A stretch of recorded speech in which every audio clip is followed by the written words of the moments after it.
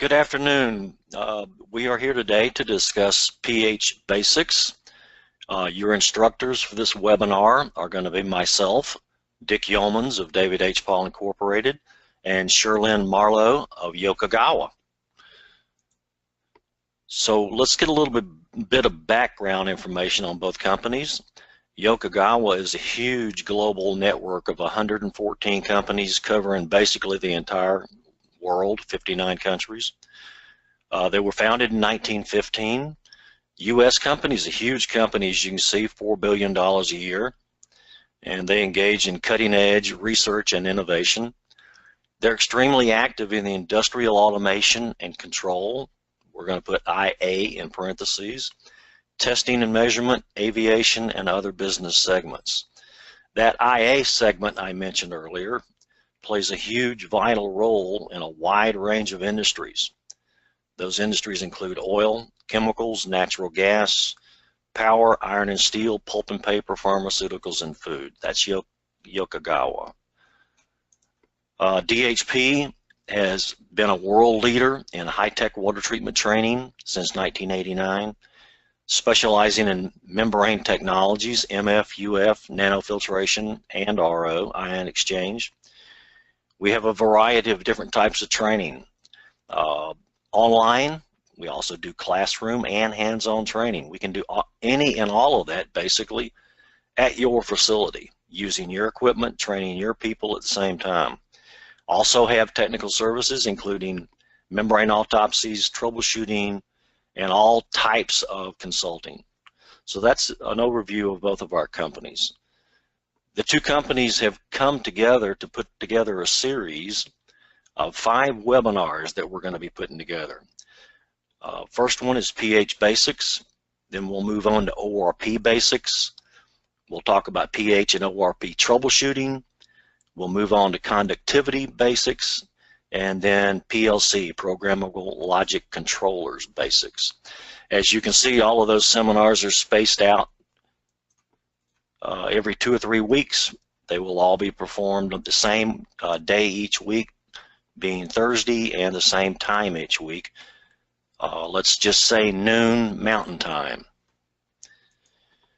Today we're going to concentrate on pH basics. This is the first of the series.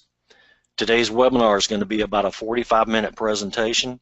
I'll give a real short 5, 6, 7-minute introduction. Then Sherlyn will come in and provide all the details. Then we're going to schedule it so that we can have 10 to 15 minutes of questions and answers at the end. Now during the presentation, type your questions in the question box. They will not be answered immediately. They will be addressed at the end of the presentation. So this presentation will be recorded. For future reference, it will be on our website. And at the end, in a couple of days, we will send each of you a thank you email, and you will be presented with a PDF of this presentation for future reference. So I want to make it a point that DHP and Yokogawa do not have a financial relationship.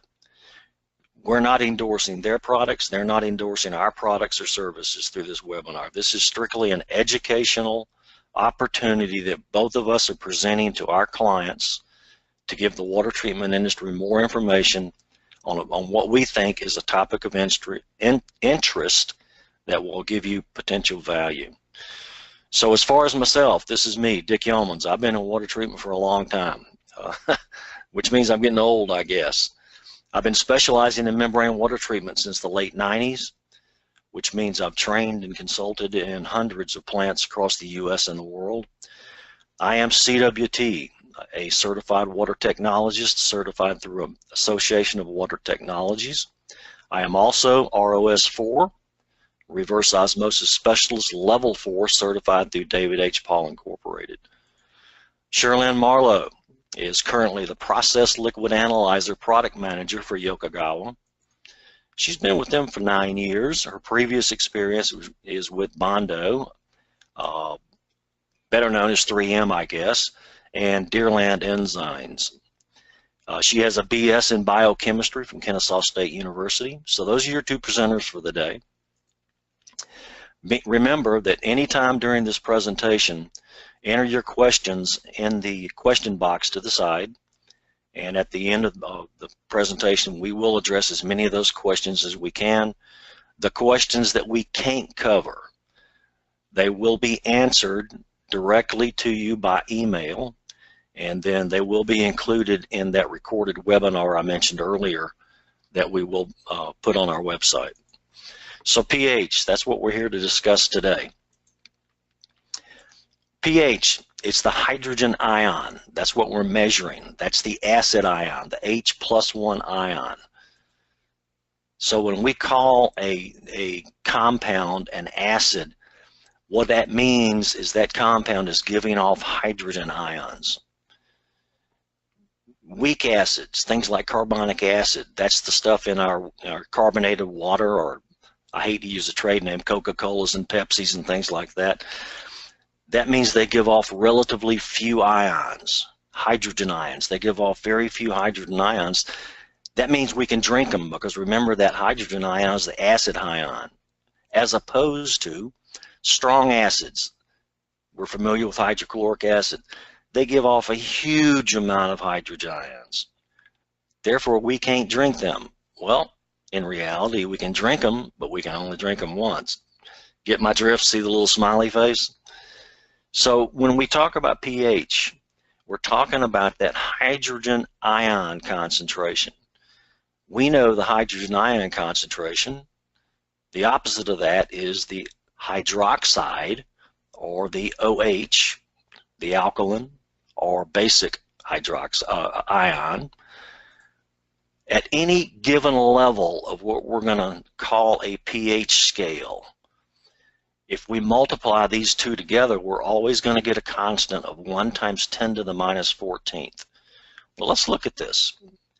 At the highest pH level, our hydrogen ion concentration is 1 × 10⁻14th moles per liter. Our hydroxide concentration is 1 × 10⁻0 moles per liter. If we multiply these two together, we're going to get 1 × 10⁻14th. When you multiply exponents, you always add them. So as the hydrogen ion concentration goes up, remember these are negative numbers, so going from -14 to -13 is going up, the hydroxide combination will go down, concentration will go down. But still, when you multiply the exponents, you're always going to get 1 × 10⁻14th. And that continues all the way down what we're going to call a pH scale. At some point, they will become equal. We'll discuss that one again in a minute. But even continuing all the way down, if you multiply at any given level, you're always going to get 1 × 10⁻14th. So the P in pH stands for negative logarithm. So if we put P and H together, when we talk about pH, it is the negative logarithm of the hydrogen ion concentration. So the negative logarithm we're going to express in scientific notation like this. So let's go back to our scale, remembering that pH is the measurement of the negative logarithm of the hydrogen ion concentration. And those guys in the white coat, those scientists, they did a great job of giving us a scale that we can talk about. So when I ask you what your pH is, if you say it's 1 × 10⁻11th, you don't have to say that. You can just say it's 11. But that's what we're measuring, the negative logarithm of the hydrogen ion concentration. I mentioned it earlier. There is a point where they are equal. This is our neutral, or our 7 pH. Any pH number higher is more basic or more alkaline. Any number lower is more acidic. Now the important thing to remember about all of this is it's logarithmic. It's logarithmic over here. So a pH of 8 is 10 times more alkaline than a pH of 7. Well, a pH of 9 is 10 times more alkaline than 8 and 10 more times than 7. So a pH of 9 is 10 times 10, 100 more times alkaline than a pH of 7. It's logarithmic. So what's important about pH? Low pH can cause corrosion. High pH is corrosive also, but it can cause scale, create scaling, and particularly when we talk about CO2. So let's look at CO2 in water real quickly. Here's our pH scale. Here's our level of 100% to 0%.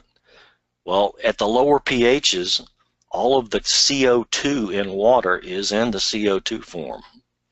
But as that pH starts rising, that CO2 turns into something else. It turns into bicarbonate. But as the pH continues to go up, the bicarbonate starts decreasing, and that CO2 starts turning into carbonate. Now this really looks better when you combine all these graphs together. Here they are. There is never true 100% or a true 0%. At any level of pH, all three species exist, maybe in parts per trillion, but they're very, very low. But at the lower pHs, all the CO2 is in the CO2 form, carbon dioxide, but it's in water, so it's going to react with that water to form carbonic acid. Both of these are considered gases, but as that pH starts to go up, that CO2 starts turning into bicarbonate, and as the pH continues to go up, that bicarbonate starts turning into carbonate, which is a scaling species. Anybody ever heard of calcium carbonate? The most prevalent scale in any type of water treatment system. So that's why pH is so prevalent, so important in our water treatment schemes, especially when it comes to CO2. So I'm going to turn this over to Sherlyn, and she's going to tell us a lot more about pH. Hi, everybody. Thank you for joining us. Let me get my PowerPoint up and running real quick. Everybody should be able to see my screen right now. Take a moment while it's kind of connecting. I'm going to show you what I'm going to talk about. He gave you the basic kind of theory behind pH. So we're going to go into that a little bit in more detail and then talk about how the actual pH electrode is physically working itself. With that, we're going to go into there. When you talk about pH, it doesn't matter whose equipment, there's all different types to consider when it comes to picking your right pH sensor as well as your reference side of your sensor. So we're going to go into what to look for so that you can go back to the process and look, this is what I'm measuring. Maybe I don't have the right stuff if you're having issues.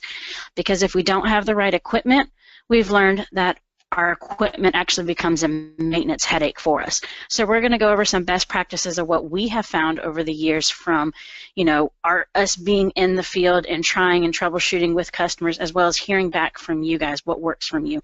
And I'm going to go over some calibration procedures. And then that's going to lead us into some of our question and answer section. In here, I do have a few of the most common ones, but at that point, obviously, we'll open it up to you guys as well for those questions that you have live. All right, so let's dig into the theory a little bit more. You know, Dick said that we measure pH. One of the reasons we do it to consider for corrosion and scaling. Another reason why you may be measuring pH in your plant is because there's some applications and chemical reactions that only occur at certain pHs. So you could be using pH not just for your water quality, but for other reasons within a plant. Most common is water quality. So basically anywhere in your plant, if there's water, you're going to be measuring pH either directly or indirectly. So your cooling towers for biocide control, your wastewater treatment plant, those could be for EPA regulations. So anywhere where you have water. And for the most of the time, doesn't matter what type of plant you're in, they kind of start to go consistent throughout all the industry. So boiler feed water is boiler feed water whether you're actually at an actual power plant or you're inside utilities within a chemical plant. They're all consistent. So what is pH? Dick showed you the scale. It goes from 0 to 14. That is the textbook scale. In real life scenarios, we have seen where it can go to -2 on analyzers, all the way up to 16 on analyzers, but this is the scale. 7 is neutral. That means on the scale he showed you, the logarithmic, you have equal number of hydrogen and you have equal number of hydroxyl ions. So millivolt potential, that is what our analyzer is reading, and we'll go into that in more detail in a moment, is 0. So it's 0 millivolts. When you move downscale of that, you become what we call acidic, and when you move upscale of that, you become what we call basic alkaline. So he mentioned as well some of acids. Kind of explain that to you. Some are dangerous. Think about it like HF. If you've got HF in your plant, if you get it on your skin, you may not necessarily feel it right away, but if you don't wash your hands, if you don't clean, if you don't treat your hands right away, you can actually will eat the skin off of your hand. Whereas Coca-Cola or, you know, Pepsi, whatever, soft drinks are same thing. They've got about a pH of 2.5. They're acidic, they're very strong, because think about it, the low end of the scale is technically 0 when you look at the chemistry, you know, handbooks of it, but you can still drink it. Your stomach acid is about a 2.3, so we need that acid in our body to actually help digest food. So some acids are good, obviously some are bad. The other end of it, the basics, the caustics. Again, some of them are good, some of them are bad. Think of Drano that you may use in your house. This is a video, if you can see it as it plays, of a sponge where Drano's been poured on it that deteriorates the sponge. So obviously that's very strong, but it cleans our drains very well. Your toothpaste that you use hopefully every day, that is actually basic. It's caustic. So you can put it in your body and it doesn't hurt you as well. So either extreme doesn't mean that it's bad all the time. But again, the middle of the pH scale, if something is neither basic or acidic, we use the term neutral. These are the 3 terms you'll hear all the time. So most commonly, water. So let's look at it a little bit more detail here. Remember, he mentioned that hydroxyl ions is what we're actually measuring. Let's look at water. A rule of thumb is if you need at least about 5% of H2O in your process sample to get a true, reliable, accurate pH measurement. We get a lot of requests for jet fuel. It's a very difficult application. The sensors don't last very long. It's not very stable because there's no water in it. When you have water in there, you have equal numbers. Let's break up H2O into the hydrogen and the hydroxyl. If we have more hydrogen ions, hydrogen ions in a sample, we know that we are acidic. The reverse of it, like we've said before, if you have more hydroxyl ions, you're more basic. So what does that actually mean? In anybody's analyzer, there's a gentleman named Nernst, way long ago, that actually figured out how to calculate pH. pH is based off of the Nernst equation. We don't get into a lot of details here because it's a little too, if you don't know the mathematics, the chemistry, you can get really bored very quickly. The only thing that I want you guys to see is that T in that equation. That T stands for temperature. Temperature is one of the most important things when it comes to pH, and it has very big impact not only on the life of your equipment but also your pH measurement. So that is what I want you to get out of all of the working principles and theory behind pH, is temperature equals bad. And we'll go into more details. The other thing that I want you to get out of all this Nernst equation stuff is that when he did the calculation, he found out that 59.18 millivolts, that's what the electrode generates at room temperature at 77 degrees or 25 C, is equal to 1 whole pH shift, whether you go up or down the scale. So you're at 7 pH, you go to 6, it's equivalent to 59.16 millivolts. Other way, same thing. So those are the 2 things that we want you to know about. And the reason why we need this 59.16 millivolt in our head is when we get into maintenance, we talk about that calibration data, this can correlate to what's going on with our equipment in our actual process. So now let's look at a whole measuring circuit if you're interested in it. How does an actual pH electrode work? For ease here, we're going to keep the pH measuring and pH reference because there's 4 parts into a pH electrode itself. You have a measuring glass that's measuring the hydrogen ions. You have a reference that's creating a stable reference voltage for that potential that builds up on the sensor to be compared against. You have a temperature electrode because you have to have something to reference the temperature back to. And then you have a solution ground. Basically, you have, what we're interested in is on the measuring electrode, we want to read what potential or what the hydrogen ion activity generates, the potential differentiation it creates on this glass membrane on the measuring glass electrode. Along with that, you're going to have a glass electrode that's filled with a 7-buffer solution, and it's going to have a silver chloride pin inside of it. That's the U3 that matches the exact same silver chloride pin that's in the reference electrode. And basically the calculation that goes on in the backside of all the electronics is the sum of all of these electric potentials that are generated within a whole system. U5 is our reference junction. That's the part that's open to the process. If we have processes that contaminate that plug that should be a 0 millivolt, should create nothing and introduce anything into the, the addition of them. But if there's plugged, that will increase and you'll get errors in your pH measurement. So that's pretty much the electronics background of it. Sometimes people like to go into more details here, sometimes people don't. The only thing that's missing from this picture besides the temperature electrode that I want to mention is that solution ground. If you want to have a good, reliable, stable pH measurement, you want to make sure that you have a pH electrode that has a built-in solution ground. And there's 2 reasons for this. 2 is you need a liquid earth. And 3, if you have a system that has solution ground, it allows you to do some more diagnostics independently from on your pH glass and on your pH reference electrode. So now I mentioned that we want to measure what that potential, that U1 is shown up there, that's going on the glass membrane, right? How does it actually work? Let's think of this as compare it to a metal bar inside of a solution. The metal bar, the metal ions on this bar will dissolve slightly into the water that it's in. When it does that, some electrons are left on this metal bar, and that creates a potential difference, and that's what we're actually measuring. Look at this picture of the measuring glass electrode. Some people may realize it, some people may not, but it doesn't matter whose electrode it is. It is actually a porous glass. It means there are holes within the measuring glass electrode. Now these holes, however, are specifically designed sizes that only the hydrogen ions can fit in. So the presence of them or the lack thereof generates a millivolt. And that millivolt is what we actually measure, okay? So that's what your glass electrode, your pH glass, is actually measuring. 2 things to consider though. 1, what if you're in a caustic solution, okay?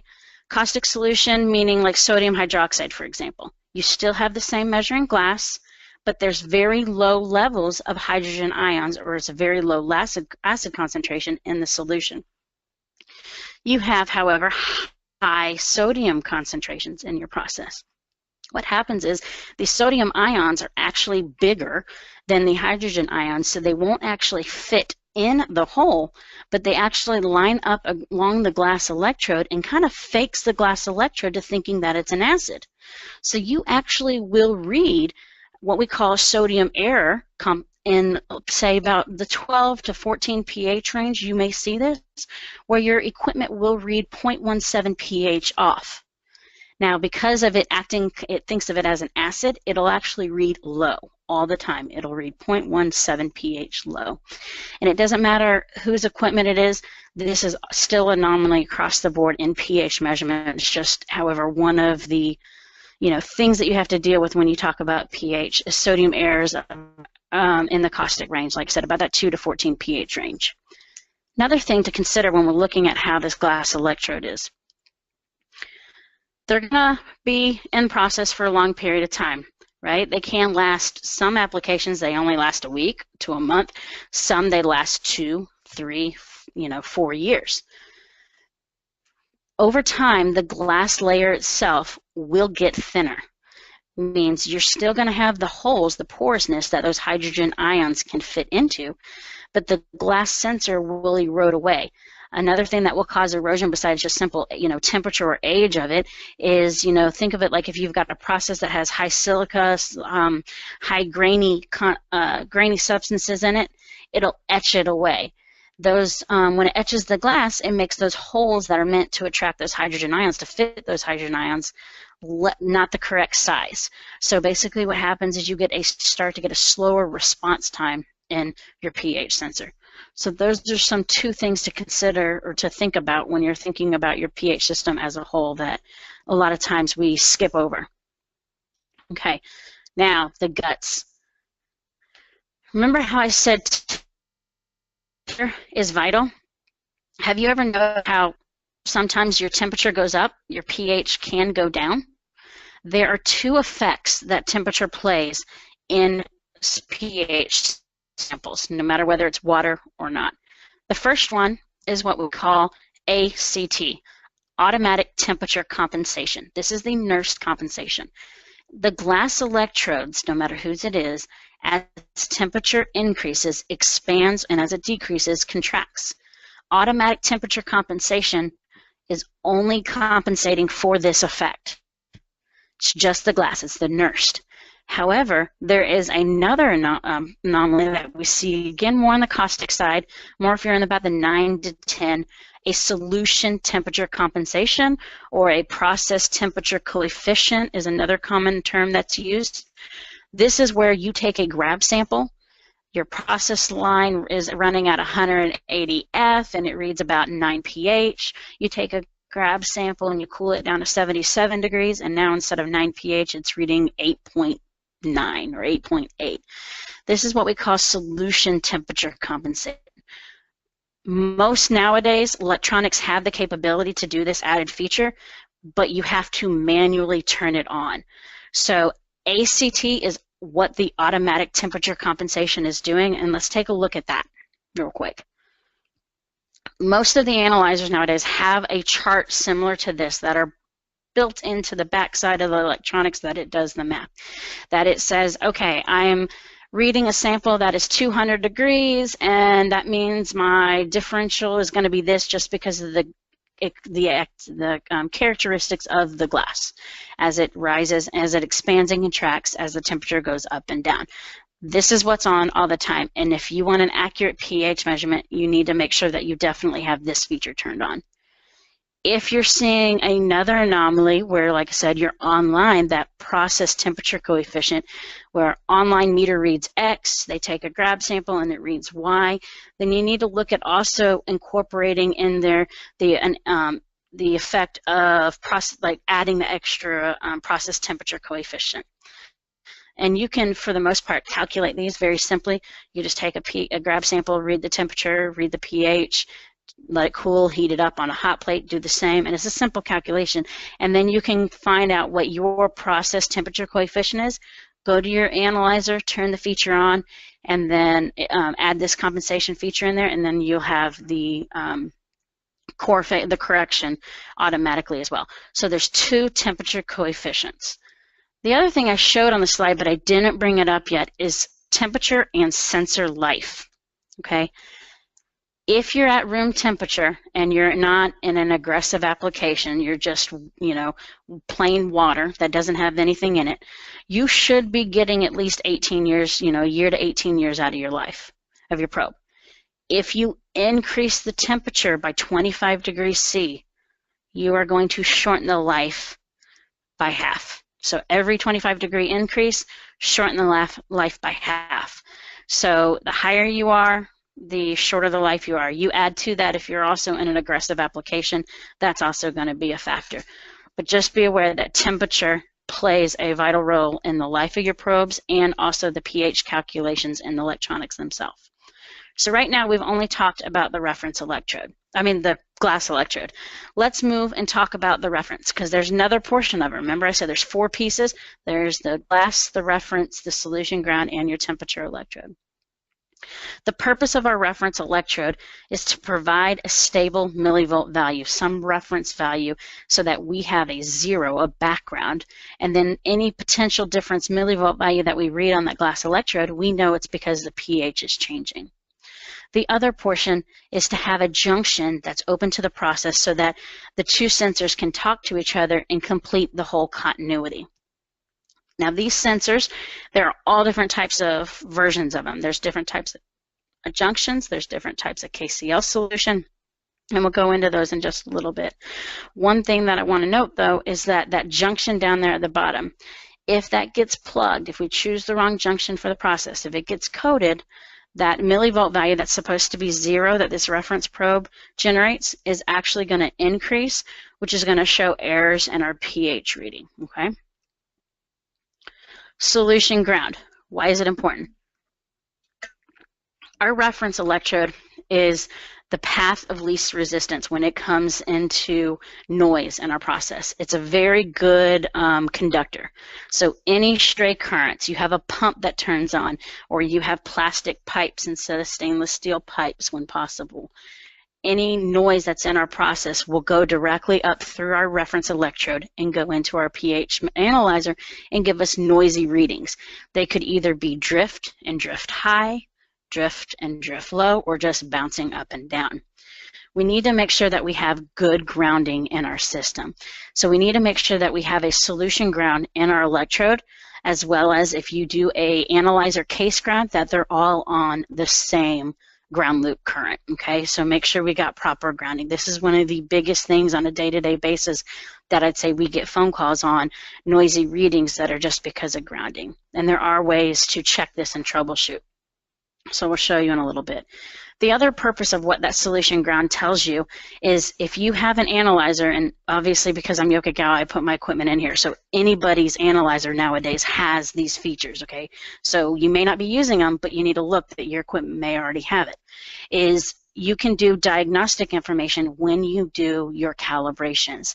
And we're going to show you your diagnostic information and your lifetime diagnostic because you have a solution ground and can look at the pH side and look at the reference side independently of each other.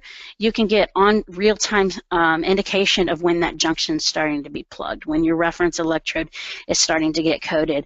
And that way you can go out there ahead of time before it actually just dies on you and go take care of what could possibly be an increased problem for you.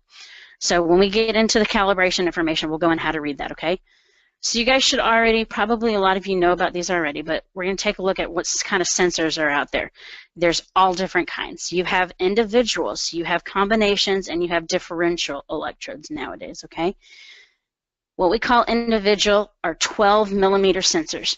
They are individual, like I showed in the pictures. You have a 12 millimeter pH glass, a 12 millimeter reference, you have a 12 millimeter sensor or temperature electrode.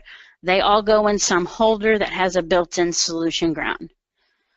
Or nowadays you have a 12 millimeter that's going into the combined. Means that in this one sensor you have a pH glass, a pH reference, a temperature, and a solution ground. Whether it's in this 12 millimeter style that's very common in food and beverage or very common in the European market, chemical plants, or you have what we use in wastewater treatment most frequently, this wide body style is what people reference it as. It's Riton, it has all of those elements built into that one body, okay? The thing to know is that there are all different types of glass formulation. Everybody's formulation is a little different, but what I want you to look at is there's most commonly two common terms used across all the time, okay? There is what we call a general purpose glass, which are normally bulb shapes, kind of like a circle at the bottom of it. These are good for non-aggressive application, your effluent, your wastewater, or your influent if you're coming from a stream or something or a lake, those applications. If you're in aggressive applications, you want to make sure that you're choosing a glass electrode that's called a heavy duty. It means it's chemically resistant.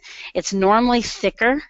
Well, it's not normally, but it is thicker than the general purpose glass, so it's going to last longer. So if you're in an aggressive application besides chemical attack, but also particulates that are going to etch the glass, if you go with a heavy duty glass, you're going to get longer life than you would with a general purpose, okay? So there's two different types of main glass, okay? You're going to get a copy of these presentations. So these slides we're going to kind of go over a little quickly for you. That way you just put them in here so that you guys can use those for reference as well. But without looking at just what's in my process, look at your temperature as well. If you're at a higher temperature, you're really not going to want to use the general purpose glass. You're going to want to use the thicker glass if you're running at the higher temperatures as too. So we just have some reference guide charts that we put. Most common problems you're going to see with your reference, your pH glass, is you're going to see breaking. Obviously, something comes down, actually cracks the glass. It etches it, finally cracks it. You're going to see coating, aging, and temperature. Remember, higher the temperature, shorter the electrode life. Now, I told you there were all different types of junctions. So let's take a look at these real quick, okay? There's a ceramic type that is really good for general purpose applications. Then if you want to go into more aggressive applications, you're going to have a Teflon junction and then a sleeve junction for really, really dirty and ultra pure water. And what these are, these sleeve types are more what we call flowing sensors, and we use these types of sensors because there's no ions in your ultra pure water. So if you just stick a pH electrode in there, there's nothing that carries the electric current from your reference to your pH glass to make that continuity. So you have a little bit of flow that goes out that picks up that current and completes the measuring circuit. So there's different types of junction. And there's single junction, there's double junction, there's triple junction. The difference of these is obviously the process in a single junction electrode has to go through that one junction to get to the internal KCl solution before it can poison the reference pin. The double junction has to get through two barriers before it can attack the reference element. And then same thing, obviously, like the triple junction, it gets through 3 layers before it can actually attack the reference pin. That's just the junctions. That's just the part that's open to the process, okay? And again, more aggressive, you're probably going to have a double or triple junction. You're also going to have different KCl solutions that are internal fill. So let's look at making sure that we have the right KCl solution for a process. If we are over 80 degrees C, we're really not going to want to use a gel KCl. If we use a gel KCl, it's actually going to thin it and turn it, it's going to liquefy it. Okay. Same thing if we're below a 2 pH. If we're in aggressive acid application, process gets into our reference, it's going to actually, I guess contaminate would be the correct word, the internal KCl solution, and it will turn it from a gel to a liquid. When we get the liquid, we start getting all kinds of noisy readings, and sometimes you can't go back, you can't fix it. Then we have liquid junction. This is like our liquid KCl solution. This is what I said is most commonly used in ultra pure water. We show here 3.3 because that's where a lot of the manufacturers are migrating to over the traditional 1 molar KCl. 3.3 is thicker, more concentrated, it lasts longer. If you're in an application such as brine, you're going to want to make sure you have a sensor that has more salt crystal KCl concentration. And then there's also some out there as well that have gels and combination of salt crystals in there. So obviously as you go up, you get longer life out of these. So this is just something, again, quick reference for you guys in the future. Most commonly what you're going to see in water, ultra pure water treatments, RO skids, your DI water, is you're going to have some sort of flowing reference style, or whether it's kind of like it's a sensor with a bottle that connects on top of KCl that depletes on its own just by gravity fed, or it could be a sensor that has a sidearm that this flowing one shown here on the left would be attached to a KCl reservoir tank and that has overpressure to it, and then that pumps the KCl solution into the process. Or you may have one that's more of a self-pressurizing one. These systems work in the way where there's KCl inside. The process will press up on these bellows and it forces KCl on the outside back into the process, so you don't get process ingress. These types of sensors are also good for very dirty applications because plug that junction very quickly, because if you have overpressure to the reference, the KCl, it's forcing stuff into the process, so the process can't come into the sensor and contaminate it. Another type of reference junction that you'll see out there from time to time still is what we reference as a salt bridge. It means that you have a reference electrode that isn't actually a reference electrode. It's a dummy electrode, but it has a junction, it's filled with KCl, and it's attached to a tank that has more KCl, and your true reference electrode is in there. So what happens is, like applications that have strong sulfides and stuff, They actually have to get through the dummy electrode, all the way through the tubing, all the way through the KCl reservoir tank, poison that before it can get to the reference electrode and actually poison it. So it's just another way that can actually extend the life of your sensor. Typical problems that we see with reference electrode most commonly is coding, is plugging, stray currents, and high temperatures as well. So just be aware of those. So remember we talked about temperature. I want to take a moment real quick and show you what happens with temperature in the glass electrode. Inside of most glass electrodes, there is a little air bubble that is in there. And that air bubble is meant to give room for, as temperature increases, the sensor of the process is in, the KCl in solution will expand. So that air bubble is room for that KCl to expand, okay? What it does is it ages that glass electrode a lot faster because if it's going down, remember it's expanding it and contracting it even further. Reference electrode, what happens when you increase the temperature is that if you have a gelled KCl solution, that's going to thin it out, it's going to deplete it a lot faster.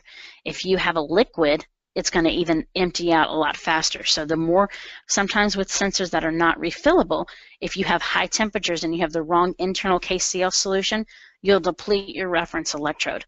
Another thing with temperature swings is the expanding and contraction. If you go from really high temp to low temp, you'll actually have what we call pumping effect. It could suck in some of the process into your sensor and it can contaminate your sensor. And then what happens if you have really, really high temperatures? Obviously, you're going to have shortened life. So if all possible, it's good practice to cool your samples. Okay, pressure. What happens if I have applications where my pressure swings? Okay, on the glass electrode, nothing really happens. There's no influence. But on your reference electrode, you will have big influences. This is really where we see that pumping effect, where the process is forced into the sensor because the pressure is greater on the outside of the sensor, and salts will go, or go from the higher concentration to the lower concentration. It'll suck in there into the reference electrode, and then once that process is in there, it starts to contaminate and starts to attack that reference pin. And once you have that done, it's called poisoning, and you can't normally get back from that. So just to show you two examples real quick. This is a picture a customer showed me, sent me of their gel-filled electrode that they couldn't figure out what happened to the gel. You see the two air bubbles there. It's now liquid. So it got depleted, it got contaminated and cooled down. Temperature as well can cause crystallization, caramelization of your internal KCl solution, and once you go back, sometimes it'll work for a period of time, but then it'll be contaminated. And then here's a picture of a bypass line. So if at all possible, sample cooler, cool it down. These are for you because I think I'm running out of time. I got a little too wordy there, I'm sorry. For you to reference when you get these PowerPoints, things to look at and things for you to make sure you have the right sensors. We gave you some quick guide. These are common terms used throughout the industry as well, okay, on where you are and what kind of sensor is best for your application. So let's talk real quick about maintenance, and then we'll get into Q&A. Everybody knows that there's a difference between calibration and maintenance, right? Sometimes calibration is done just because the sensor's not working, but in all actuality, you may not need calibration, you may just need to clean it. So we're going to go over what we suggest as the best practice. Here's just an example of electrode after 1 week. There's two ways to clean it, obviously manually. There's some applications where I know they have a sensor, they just go in every morning, pull it out of the tank, wipe it with a cloth, and stick it back in, and it works. That's fine. But sometimes HCl cleaner or chemical cleaning is needed as well. Our basic steps are this. You're going to rinse it with water. You're going to immerse it in your cleaning solution. If you have to use a brush, use a very soft toothbrush.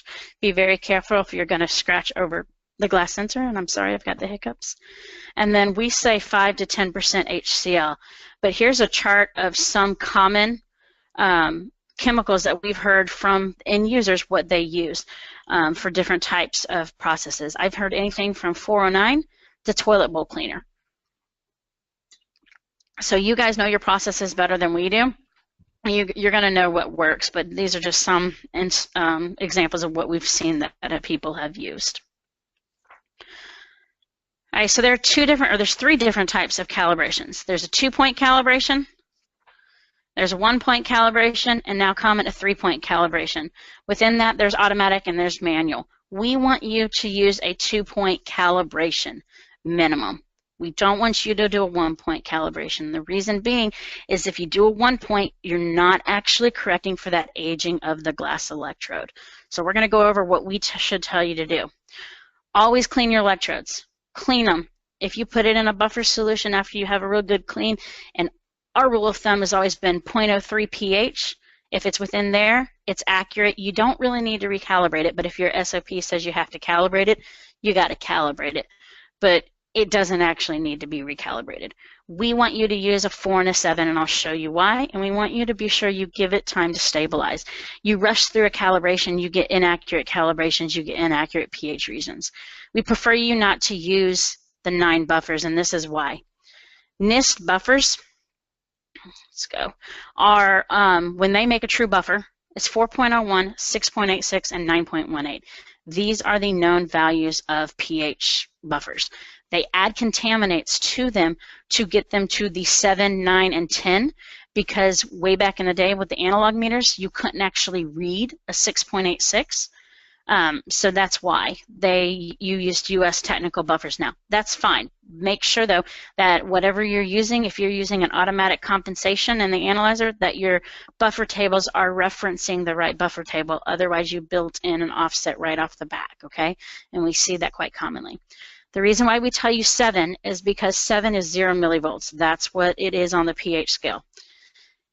6 and 7 are pretty stable. They don't have a too huge of swing over temperature swing, because remember, it's sensitive to temperature.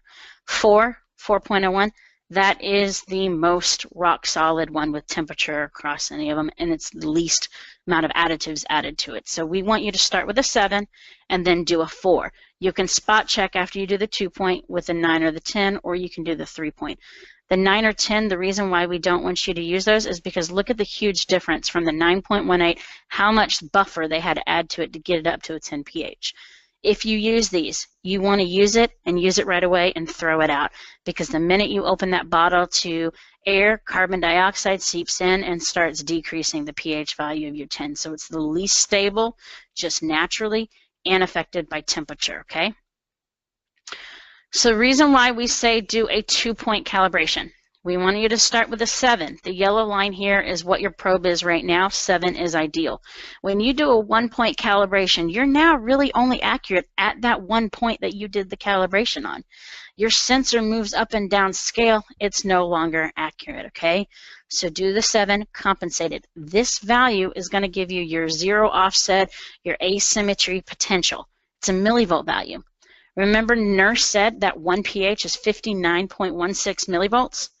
If I see a reading of 30 millivolts, let's just round it even to 60, 30 millivolts, that means when I put my probe into a 7 buffer, it either read 7.5 or it read 6.5, and you're building in a half a pH offset right away. So at about 15 to 20 millivolts, you need to clean it again. 35, you're going to start to get sluggish. Analyzers vary. They will alarm at 60 millivolts. They'll alarm at 120 millivolts. You can bring it in if you want. But pretty much if you get to 80, 85 millivolts, you need to look at, if cleaning's not the issue, starting to replace your electrode, okay? So this gives you indication of your reference side of your system, what's going on. Is it being poisoned? Is it being plugged? Is it being depleted? The second point of your pH electrode is when you do your calibration, is compensating for your glass electrode, the aging of it. So now it takes that nonlinear line and linearizes it, and you're accurate over the whole pH range.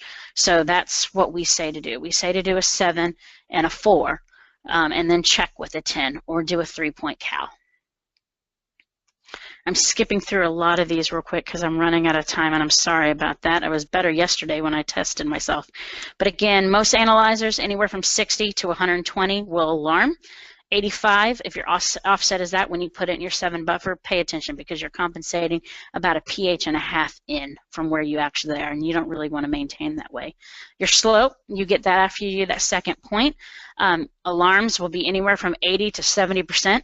They start out at 100. At 85, you're going to get sluggish readings. So at about 85, you're probably going to want to pull it, okay? Most common is asked, how frequently do I need to clean and calibrate? It depends on how accurate you want and how much maintenance you want to do, and how aggressive your application is. Sometimes people can clean and they have to calibrate once a shift. If we're calibrating once a shift and it's not really an aggressive application, we need to make sure we have the right equipment in our application. Rule of thumb we normally say is if it's a non-aggressive application and you're calibrating more than once a month, we have something else that's going on. It may just be cleaning, coating if you're in a slurry. It just needs to be cleaned more frequently than calibrated more frequently. But it's really up to you. But you know, you guys can call and ask, and we can give you suggestions to help you. I put this in here for you guys to reference later. If you see these problems, these are possible causes, and it goes across everybody. The biggest one that I want you to look at is that noisy response. When you get on your analyzer, there should be a pin for your reference and a solution ground. You can jumper those together, and if your analyzer is bouncing up and down, and you jumper those two in your terminal together, and your measurement locks on, it's a good indication that you don't have good grounding. That's the most common thing that we see, that we have people quick reference test for all the time. So that brings me to the Q&A sections. By my clock, it's 2:51, so sorry about that. I will open it up for questions now, or I can go through what I see as most frequently asked questions.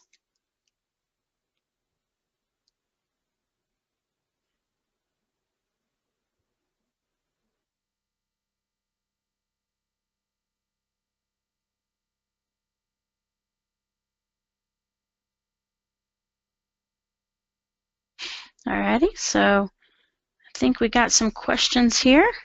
The first question is there a benefit to a 3-point versus a 2-point calibration? It's up to individuals, to be honest. We see 3 points more frequently in pharmaceuticals, and it depends on the analyzer as well, because different manufacturers do it differently.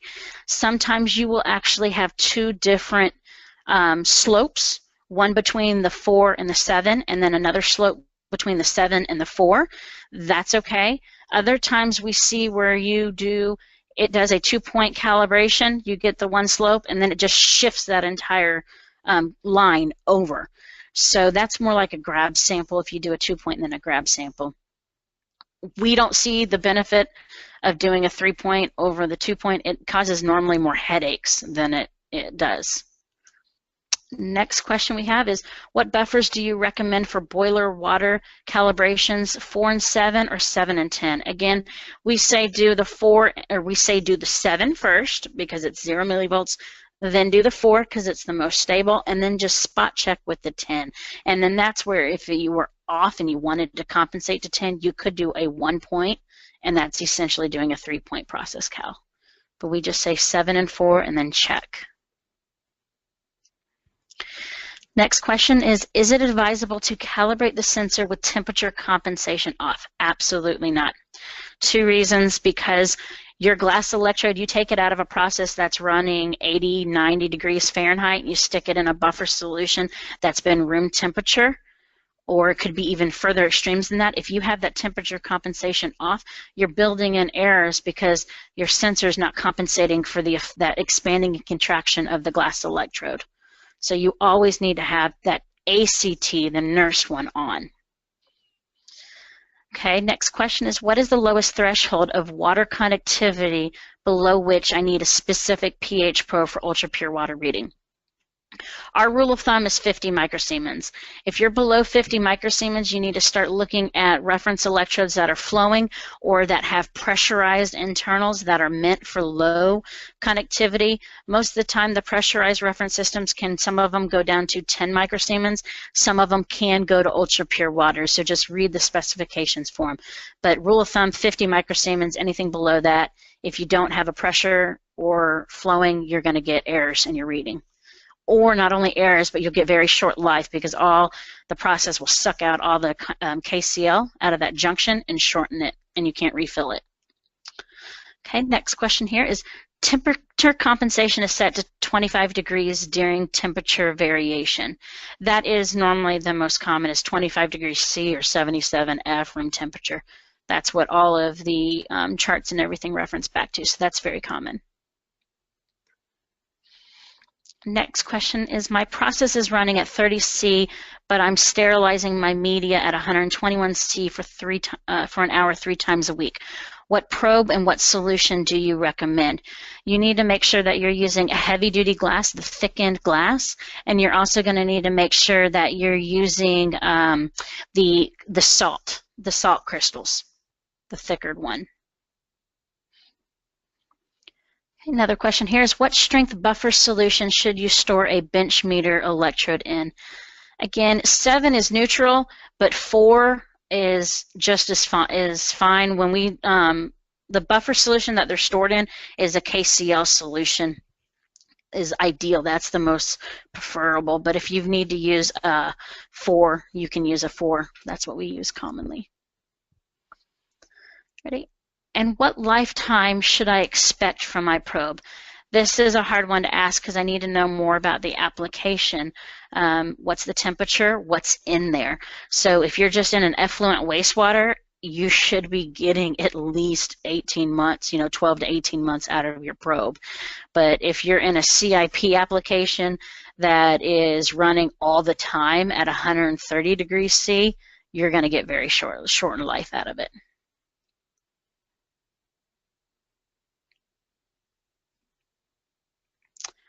Alrighty, well, it looks like that was the last question for now. Hopefully, I know I skimmed through a whole bunch of stuff. Hopefully you guys found it informative. We're all here to answer questions for you. And it doesn't have to just be about Yokogawa equipment. I'm here. You'll have my contact information. I answer just generic questions as well. I have no problem with that. Okay, thank you, Sherlyn. Very well, very good. I learned a lot about pH today. Just as a reminder, if you want more information, feel free to contact us. DHP has all kinds of classroom, hands-on, online training. We can come to your facility to do the training. And of course, we offer all types of autopsy and consulting services. So thank you for attending. We appreciate it. Please attend the upcoming 4 in this series and over the next several weeks. But please take 15-20 seconds and answer the 3 polling questions that you're about to see before you leave. Thank you very much. We will be talking to you soon. Have a good day.